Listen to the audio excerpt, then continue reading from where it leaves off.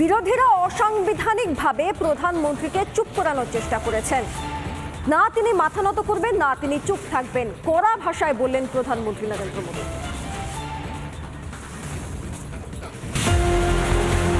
মঙ্গলবার তৃতীয় মোদী সরকারের প্রথম পূর্ণাঙ্গ বাজেট। প্রধানমন্ত্রী নরেন্দ্র মোদীর কাছে দেশ সবার উপরে, সবার আগে দেশের স্বার্থ। সোমবার বিরোধীদের সাফ বুঝিয়ে দিয়েছেন তিনি। দেশের স্বার্থে কোনোভাবে মাথা নোয়াতে নারাজ নরেন্দ্র মোদী। রাগঢাক না করে খোলাখুলি বুঝিয়ে দিলেন প্রধানমন্ত্রী। कम से कम जो पहली बार सदन में आए हैं, ऐसे बहुत बड़ी संख्या में हमारे माननीय सांसद हैं और सभी दल में हैं, उनको अवसर दीजिए, चर्चा में उनके विचारों को प्रकट करने का मौका दीजिए, ज्यादा से ज्यादा लोगों को आगे आने का अवसर दीजिए। রাষ্ট্রপতির ভাষণের পর প্রধানমন্ত্রী মোদীর জবাবি ভাষণের দিনই বিরোধীদের উচ্ছৃঙ্খল আচরণ দেখেছে গোটা দেশ। কখনো সংসদে তো কখনো সংসদের বাইরে বিরোধীরা প্রাণপণে বিরোধিতাই করে গেছেন। এমনকি প্রধানমন্ত্রীকেও চুপ করানোর জোর চেষ্টা করেন বিরোধীরা। এদিন এমনও দাবি করেন নরেন্দ্র মোদী।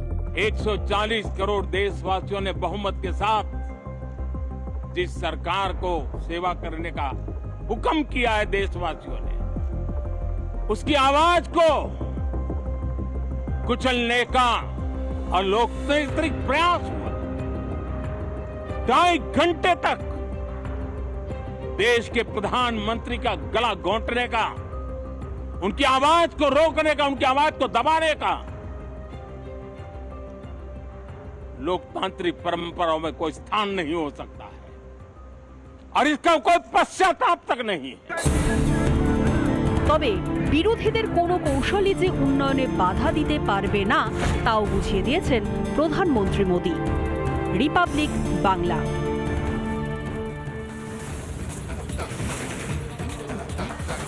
58 বছরের নিষেধাজ্ঞা প্রত্যাহার করল মোদী সরকার। আগে বলা হতো যে আরএসএস করে কোনো সরকারি চাকরি করা যাবে না, সেই নিয়মই প্রত্যাহার করল মোদী সরকার। অর্থাৎ আরএসএস এর সদস্য হয়েও সরকারি চাকরি করা যাবে।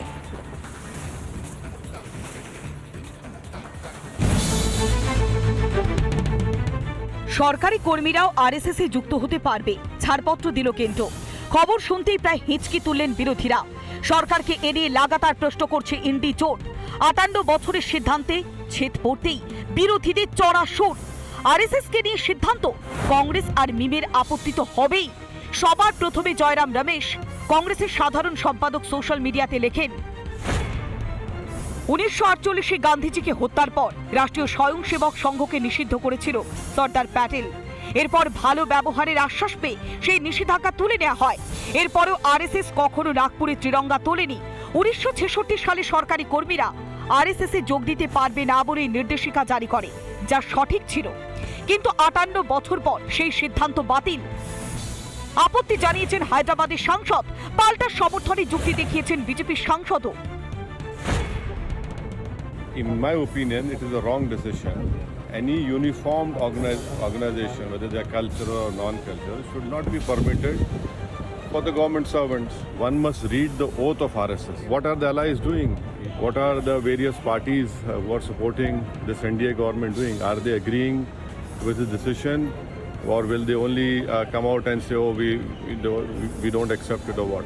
10 साल तो भाजपा रही, अटल जी रहे, कांग्रेस सरकार रही, किसी ने ये छूट नहीं दी। फिर आज आरएसएस को छूट मिली है, तो कल दूसरे सांप्रदायिक संगठन कुछ वो भी कहेंगे कि जब उनको मिली तो हमें मिलो। तो क्या करना है, सरकारी कर्मचारी को निष्पक्ष नहीं रखना। नैतिकता से परिपूर्ण नागरिक बने, देशभक्त नागरिक बने, उसका कोई स्कूल नहीं है। अगर कोई है तो उसका नाम है राष्ट्रीय स्वयंसेवक संघ। तो अगर देशभक्ति पूर्ण संस्कृति, भारतीय संस्कृति पूर्ण बनने से आप कोई रोक रहा है तो मैं नहीं समझता वो भारत का मित्र है। 1966, 1970 এবং 1980-তে সরকারি কর্মীরা অবসর গ্রহণের পরেও আরএসএস এর সঙ্গে যুক্ত হতে পারতেন না। এবার সেই সিদ্ধান্তই বাতিল করল কেন্দ্র। রিপাবলিক বাংলা। আপনাদের কিছুক্ষণ আগেই জানাচ্ছিলাম যে আগামীকাল বাজেট পেশ করা হবে। এবার এই বাজেট নিয়ে মানুষের বহু প্রত্যাশা রয়েছে। কেউ বলছেন মূল্যবৃদ্ধিতে লাগাম, কেউ বলছেন কর্মসংস্থান, কেউ বা আয়করের চাপ কমানোরও দাবি করছেন। প্রত্যাশা কি পূরণ হবে? সময় বলবে।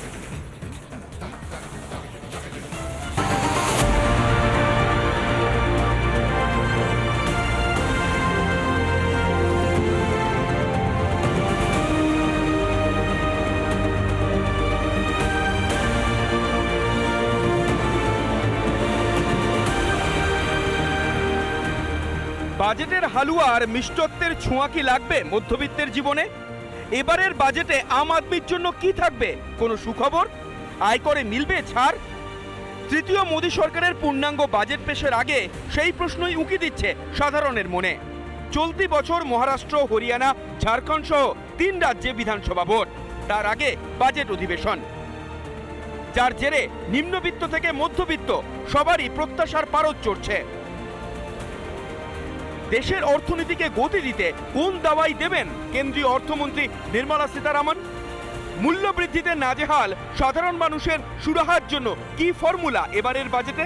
বেশ কয়েক বছর চাকরিজীবীদের কর ছাড়ের ঊর্ধ্বসীমা বাড়ানো হয়নি। এবার কি চাকরিজীবীদের ঠোঁটের কোণের হাসি চওড়া হবে? কর্মসংস্থান বাড়াতেই বা কোন ফর্মুলা প্রয়োগ করবেন নির্মলা সীতারামন? এবার বাজেটে আয়কর কাঠামোয় কোনো বদল আসবে? গাড়ি, বাড়ির ঋণ, স্বল্প সঞ্চয়ের ক্ষেত্রে আর্থিক সুযোগ সুবিধা কি বাড়বে? কৃষকদের মন জয়ী বা কোন পদক্ষেপ মোদী সরকারের? বাজেটের আগে সোমবার আর্থিক সমীক্ষা রিপোর্ট পেশ করেন নির্মলা সীতারামন। সমীক্ষা পেশের সময় অর্থমন্ত্রী বলেন, শেষ অর্থবর্ষের 4টি ত্রৈমাসিকের মধ্যে 3টিতেই আর্থিক বৃদ্ধি ছিল 8%-এরও বেশি। 2023 এবং 2024 অর্থবর্ষের উপর ভিত্তি করে তৈরি হওয়া অর্থনৈতিক বৃদ্ধি আগামী বছরেও দেখা যাবে। সাধারণ মানুষের প্রত্যাশা পূরণে আশাবাদী প্রধানমন্ত্রী। आज का बजट हमारे उन 5 साल के कार्य की दिशा भी तय करेगा। 2047 उस सपने को पूरा करने की मजबूत नींव वाला इसके सामने आएंगे। শেষ পর্যন্ত সাধারণ মানুষের প্রত্যাশা কতটা পূরণ হলো তা জানা যাবে সংসদে কেন্দ্রীয় অর্থমন্ত্রীর বাজেট পেশের পর। রিপাবলিক বাংলা।